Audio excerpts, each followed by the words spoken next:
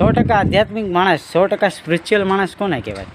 કે જે ભાઈ પશુઓ પ્રત્યે દયા ભાવના રાખતો હોય, કોઈની ઉપર ઈર્ષ્યા ના કરતો હોય, કોઈનું બુરું ના વિચારતો હોય, ના કરતો હોય, હરેક જીવ પ્રત્યે દયા ભાવના હોય, એ જ હકીકતમાં સ્પિરિચ્યુઅલ માણસ કહેવાય.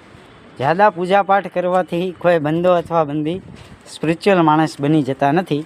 એના માટે કેટલાય પ્રકારના પડાવ પાર કરવામાં આવે પછી તમને સ્પિરિચ્યુઆલિટીની પદવી પ્રાપ્ત થાય, ડાયરેક્ટ પ્રાપ્ત ન થાય.